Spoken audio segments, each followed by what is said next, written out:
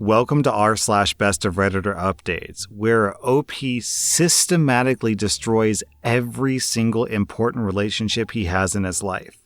Our next Reddit post comes from r/slash relationship advice, and the title is, How can I manage the resentment that my girlfriend and I have for each other? Okay. And OP lists their ages. OP is 42 and his girlfriend is 25. What is that, a 17-year age gap? Okie doke. I know I'm going to get a lot of flack for the absurd age gap and the way that we started. And I agree, I deserve it, but I would really like some genuine advice past going to counseling. My wife won't agree to it and I can't afford it anyways. I need tangible things that I can work on and introduce to help us get through this either as a couple or as effective co-parents. Long story short, my ex-wife and I were together since middle school! We have 4 daughters in their teens. I was a stay-at-home dad and part-time worker for most of my life until my youngest was in middle school. My ex agreed to invest in a passion project business of mine. I hired a receptionist. We started an affair and she baby-trapped me. Now we're living together and have a young son. Oh my god, this story is a train wreck! My receptionist girlfriend resents me because she feels like she was fooled. She saw me as a business owner who had a nice car, nice clothes, took her to nice places, etc. She thought I was rich, so she got pregnant on purpose. She admitted it, this was not an assumption, hoping to use me to not work and sponsor her family from overseas. Well, actually, my ex-wife and her family are the rich ones. None of our homes were in our names. We were renting from her parents and giving them a nominal fee with the expectations that these homes would be left to my ex and me after their death. This allowed my ex's salary, which is $150,000, to stretch, and we lived a really good life. I left our marriage with half our savings, about $25,000, and my personal property and car. I lost my business due to lack of funding, and I did not seek alimony. I resent my girlfriend because I feel like I was fooled. I thought she loved me, and I couldn't believe the interest that a young, hot woman showed in me. My girlfriend was incredibly persistent and pursued me strongly. But she has no feelings for me, no care or desire. Now that the ruse is dropped, I can't believe I gave up my entire life for what I see now was an ego trip. I loved my ex-wife. Really, I did and still do. But I had never been with another woman, and any attempts to open our relationship were shot down. This was like a wet dream come true, and I was weak. Now, both me and my girlfriend are in a place that we didn't imagine. She's living in a sucky apartment with an old man and still has to work. I've lost my kids, the love of my life, my family, my lifestyle, my business, and it's all 100% my own fault. My girlfriend stopped being intimate with me as soon as she found out that I wasn't rich. I'm still with her because I feel like I need to have something to show for this awful situation. At least I got a son and a partner out of it, so at least it wasn't for nothing. And also because I don't trust her with our son. She would never agree to give me full custody, and she's not a good mother. I would be worried for his safety and the people that she would have him around. I honestly don't know why she hasn't left me. What can I do to improve this situation? I know logically it would be best to break up and co-parent, but I'm afraid for my son and I'm embarrassed for myself. Is there a way to salvage this situation? I'm thinking of just telling her that we can have an open relationship. She can sleep with whomever she wants and go wherever she wants as long as she lives here so I can have my son 100% of the time. I work from home. I don't know if that's the answer here though. Then, about a week later, OP posts an update because people have been asking OP how their kids deal with this situation, and OP explains. My oldest daughter with my ex-wife is hung up on the fact that I now have a young son. Every firstborn in each generation in my family has been a boy for a long time, and my oldest daughter broke that streak. I honestly couldn't care less about that. I've always thought that pressure was stupid, and I'm not a traditionally masculine guy who always wanted a boy. But my daughter is so hurt that I have a son now, and she's convinced that that's all I've ever wanted, and he's replaced her and my daughters. But none of that is true. All of my daughters have said that they don't consider themselves to have a brother and they want nothing to do with him. My ex-wife and my 3 daughters feel betrayed, and they blame me for breaking up our family. I deserve the blame. It's my fault, and I take responsibility. But I can't change the past, and I don't know how I can begin making up for it. My ex has full custody of them, but I'm supposed to have visitation 1 weekend a month. Does anyone have any suggestions about what I can do here? My ex absolutely hates me, but was always supportive of the girls staying in contact with me. She's respected their wishes, but still gives me updates once in a while. My oldest daughter is turning 18 soon and graduating this coming year, and probably moving away for university. I feel like the time to make up with her especially is slipping away. I know that I'm a terrible person here. I was a terrible husband, but honestly, I was a really good dad, and I miss my girls. Has anyone been through something like this? How'd it turn out? What are your suggestions? Then, about 2 months later, OP posts an update. Good news, my girlfriend and I have broken up. She's gone back to her home country and left my son with me. She refused to sign any formal custody agreements, so I'm hoping she stays there and doesn't bother us again. I'm pretty sure that if she comes back and demands time with him, I have a good case for maintaining custody. She's not even interested in FaceTiming with him so he remembers her. I feel bad that my son will deal with an absent mother, but I hope I can get him into therapy as he grows. The bad news, I've tried my best to insist on visitation with my daughters, and that's fallen through. They absolutely refuse to see me. They wrote me a letter together that says how much they hate me, how betrayed they feel, how they'll never forgive me, and how my son will never be their brother. To not even bother telling him about them because they'll never be interested in knowing him. Just to forget about them altogether and move on with my new family.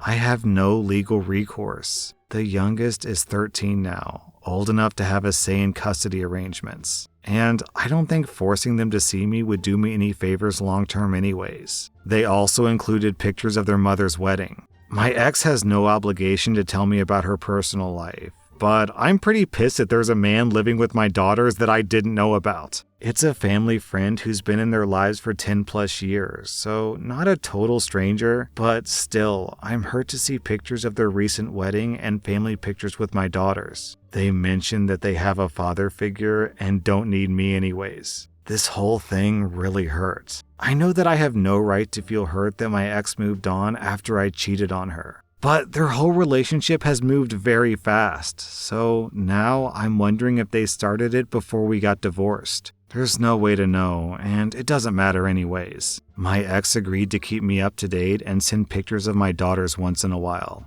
After dealing with my son's mom, I'm grateful that my ex-wife is so good to our girls, and I don't have to worry about their well-being. I'm trying to focus on being a good dad to my son and patiently waiting for my girls to grow up and reach out. It may never happen, but I'm hopeful that they will understand me more as they become adults and gain context for life. The top comment of that post comes from Ice Star Wind. Man ruined his whole life to get his dick wet for 5 minutes.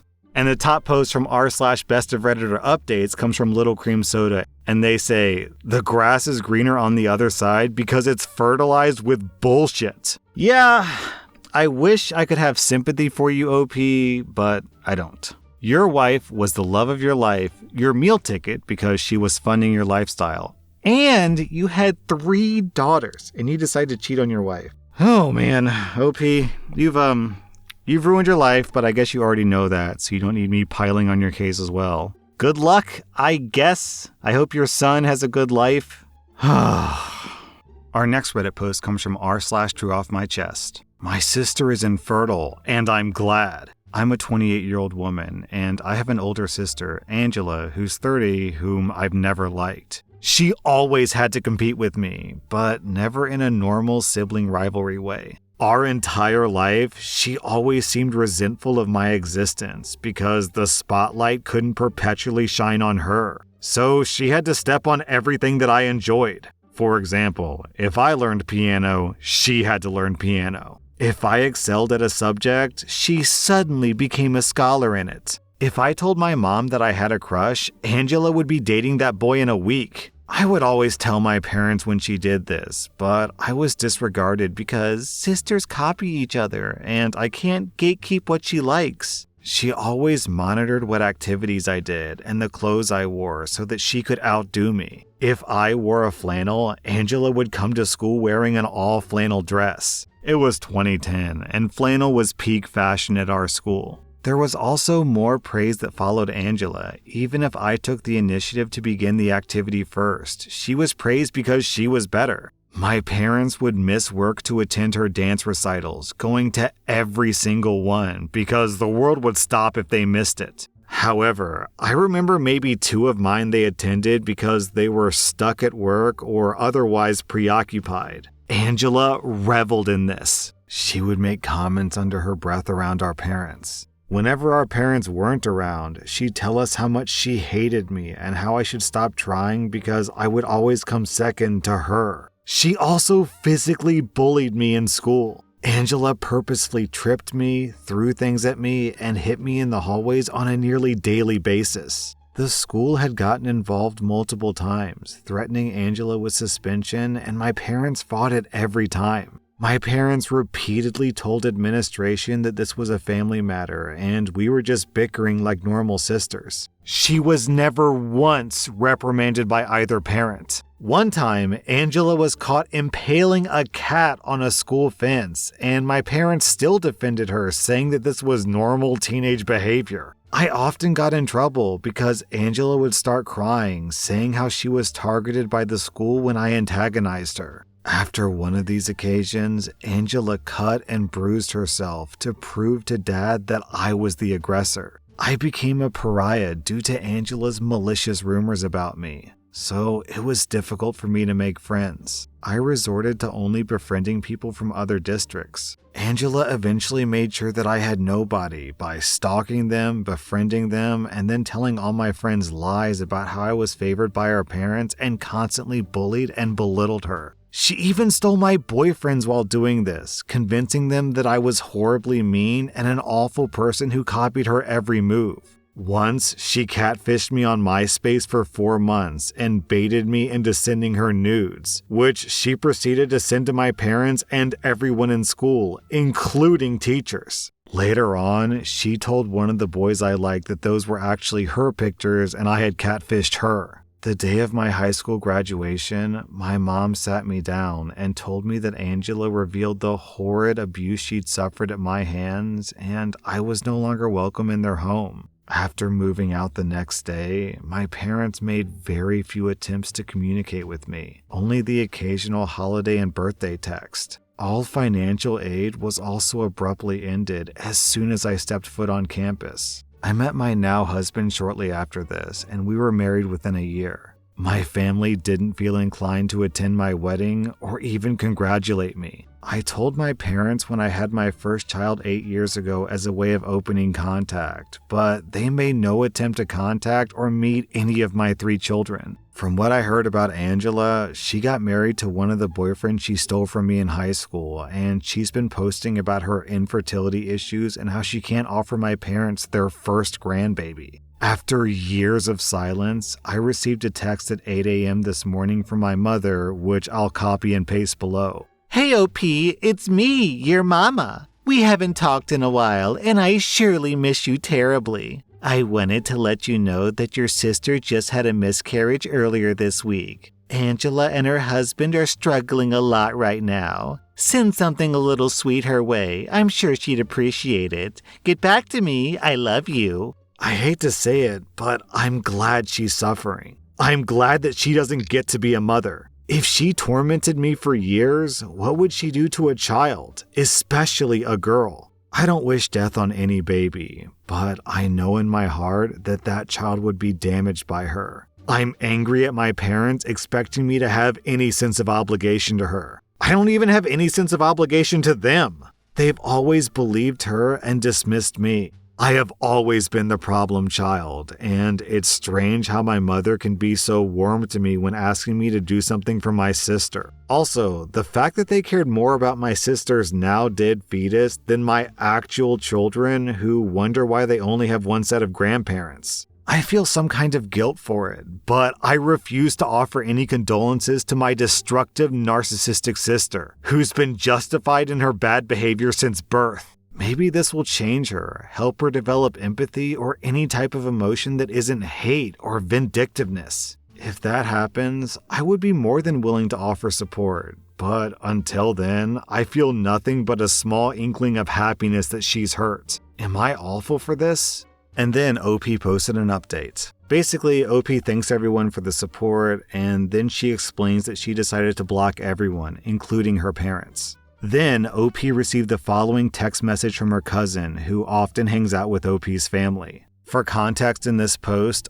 Aunt Kathy is OP's mom, but keep in mind the cousin is writing this, so from the cousin's perspective, this is Aunt Kathy. The message reads, Angela kept calling OP an abusive ingrate because she wouldn't talk to Aunt Kathy. Aunt Kathy said they need to start inviting OP to family events so that she could come around to being a surrogate. It got weird real quick because Angela said that she wants to use OP's husband's sperm. That way, her kid will be tall and have blue eyes. Then Aunt Kathy was saying how they just need to be around her for like a year, then they can cut her off again or whatever. Angela kept saying that OP is the only way that she can have kids because she doesn't want to raise somebody's trash baby. OP continues, reading those messages makes me want to hurl. Do they think my uterus is some kind of fish hatchery that can be bought with some kind words and casserole? It's nice to know that Angela is too much of a narcissistic douchebag to adopt, though. I'm officially done with every single one of them. If they try to come around me, I'll get a restraining order before they can even darken my doorstep. Between the weak conspiracy they've come up with to try to use me like a baby bargain bin and the nasty words they continue to speak about me, I will no longer claim to have a family outside of the one that I've created. I'm sorry if this is difficult to read, but reading that again just got me so worked up.